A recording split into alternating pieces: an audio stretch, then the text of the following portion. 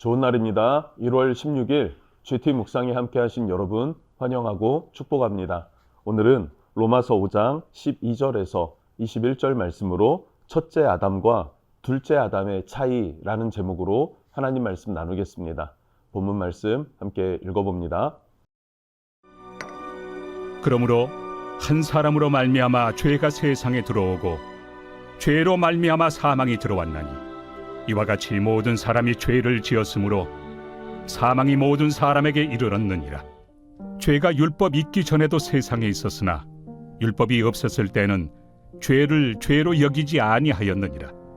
그러나 아담으로부터 모세까지 아담의 범죄와 같은 죄를 짓지 아니한 자들까지도 사망이 왕노릇하였나니 아담은 오실 자의 모형이라. 그러나 이 은사는 그 범죄와 같지 아니하니 곧 한 사람의 범죄를 인하여 많은 사람이 죽었은즉 더욱 하나님의 은혜와 또한 한 사람 예수 그리스도의 은혜로 말미암은 선물은 많은 사람에게 넘쳤느니라.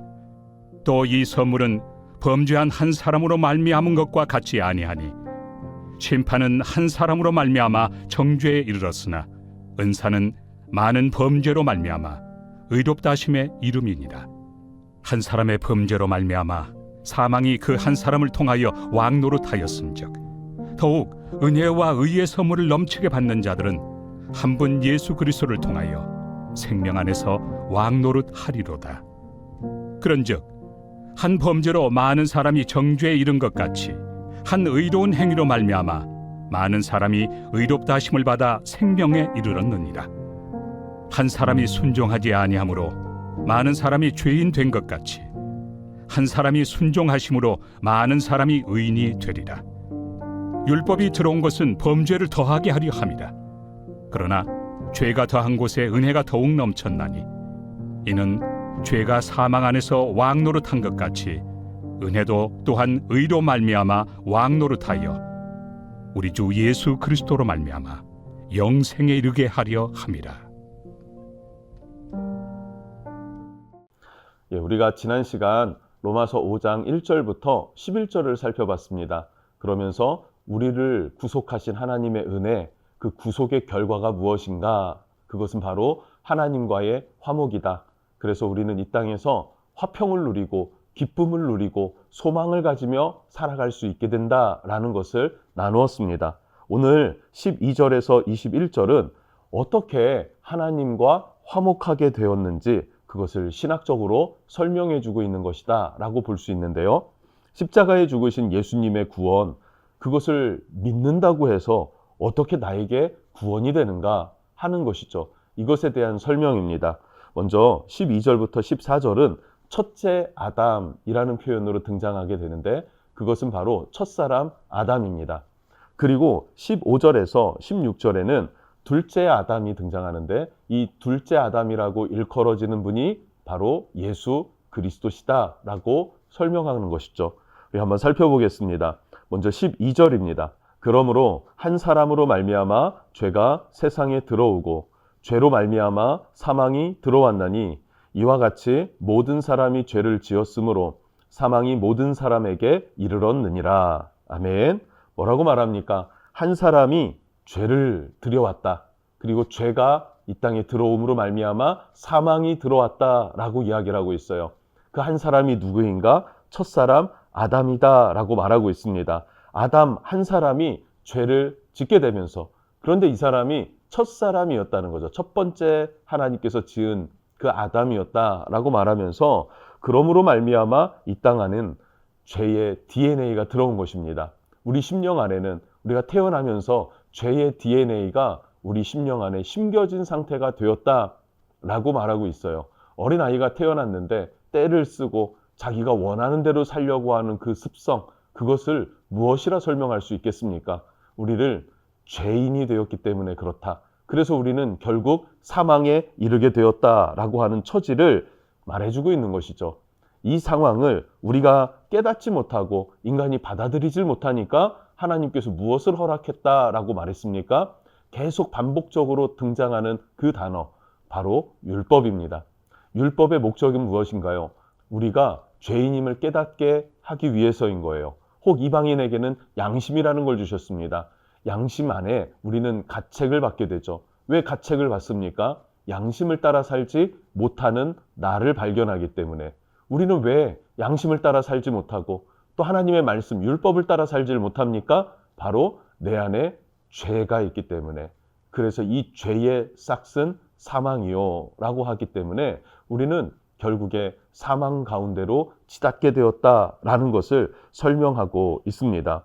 그래서 13절은 하나님께서 죄와 사망을 깨닫도록 율법과 양심을 주셨다라고 이야기를 해요.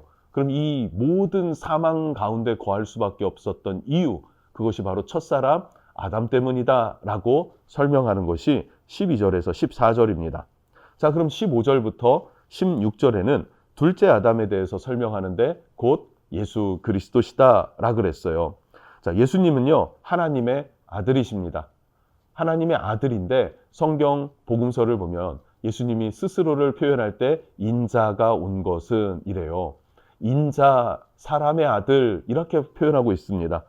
왜 하나님의 아들이 사람의 아들로 오셨는가? 그것은 바로 아담처럼 인류의 대표가 되기 위해서 사람의 아들로 오셨다라는 것입니다. 자, 15절입니다. 그러나 이 은사는 그 범죄와 같지 아니하니 곧 한 사람의 범죄를 인하여 많은 사람이 죽었은즉 더욱 하나님의 은혜와 또한 한 사람 예수 그리스도의 은혜로 말미암은 선물은 많은 사람에게 넘쳤느니라. 아멘. 자, 15절에서 무엇을 설명하고 있습니까? 예수님 한 사람이 하나님의 아들임에도 불구하고 죄가 없는 유일한 분으로 이 땅에 오셨고 그분이 우리의 죄를 대신해서 나의 죄를 대신해서 죄값을 치르셨어요. 어떻게 죄값을 치르셨습니까? 십자가에 못 박히셨고 가시관을 쓰셨고 옆구리에 창을 받으시면서 물과 피를 다 쏟아 자기의 생명을 우리에게 주셨다라는 거예요. 우리의 죄값으로 말미암아 내가 받아야 될 사망과 내가 받아야 될 십자가 저주가 예수님에게 전가되었고 그리고 예수님께서는 우리의 모든 죄와 저주를 다 감당하셨다. 그래서 우리는 그 예수 그리스도께서 행하신 은혜를 믿음으로 말미암아 의의 길로 나아갈 수 있는 것입니다. 믿지 못하면 여전히 죄 아래 갇혀 있죠. 그러나 믿고 하나님께로 나아가면 하나님과의 화평을 누릴 수 있고 죄에서 벗어날 수 있는 것입니다. 이것이 바로 하나님께서 우리에게 베푸신 은혜이고 우리가 하나님을 믿는 믿음의 이유입니다. 우리가 무엇을 믿습니까? 예수께서 나의 죄를 대신 씻으시고 사하시고 구원하셨다라고 하는 사실, 이것이 우리의 믿음이 되기를 주님의 이름으로 축복합니다. 그렇게 첫째 사람 아담과 둘째 아담 그리스도에 대해서 비교하면서 사도 바울은 복음을 설명하고 있는 것이죠. 자, 이어서 17절부터 19절은 대표성의 원리에 대해서 설명을 하고 있어요. 자, 첫째 아담, 이 아담은요, 첫사람으로 이 땅에 불순종을 행했습니다. 불순종으로 말미암아 죄가 들어왔고 그 죄로 말미암아 사망이 들어오게 되었다라는 것이고요. 그리고 둘째 아담으로 오신 예수 그리스도께서는 하나님의 명령에 순종하셔서 자기의 생명을 우리에게 내어준 바 되었다는 거예요. 생명을 내어주기까지, 죽기까지 순종하신 예수 그리스도. 그래서 우리에게 생명이 임하게 하셨고 또 그 생명 안에서 우리로 하여금 왕노릇하게 하는 새로운 길을 여셨다. 구원의 길을 여셨다라는 것이에요. 그러나 아담의 영향력은 선택과 거부를 결정할 수 없어요. 그냥 받아들일 수밖에 없는 상황이었습니다. 그러나 둘째 아담인 예수 그리스도께서 행하신 일들은 그 영향력은 우리가 인격적으로 믿고 받아들일 때 그 예수 그리스도의 구원이 우리에게 임하게 된다는 사실을 여러분 꼭 기억했으면 좋겠습니다. 그리고 마지막으로 20절과 21절에는 바울은 율법과 은혜를 비교하면서 율법이 은혜보다 크다라는 것을 설명합니다. 자, 율법이 하는 일은 무엇입니까? 우리로 하여금 죄를 깨닫게 하고 죄 안에 가두어 놓는 일을 합니다.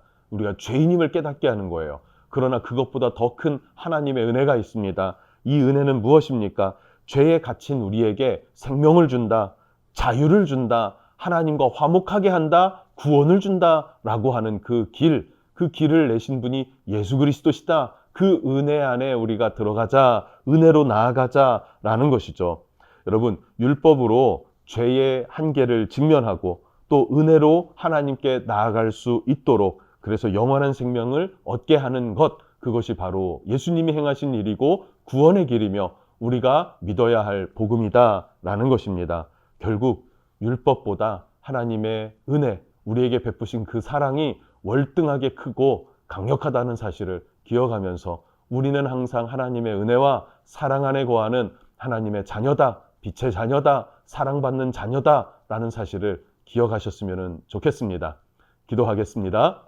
하나님 감사합니다. 첫째 아담의 범죄로 말미암아, 불순종으로 말미암아 죄가 들어오고 그리고 우리는 사망에 이르게 되었지만 우리를 그 사망 가운데 그냥 내버려 두지 않으시고 자신의 아들 독생자 예수 그리스도를 둘째 아담으로 보내주셔서 그 예수 그리스도께서 우리의 모든 죄를 다 담당하고 그리고 우리의 저주를 다 담당하고 사망을 담당하셔서 우리로 하여금 구원의 길, 은혜의 길을 열어주셨습니다.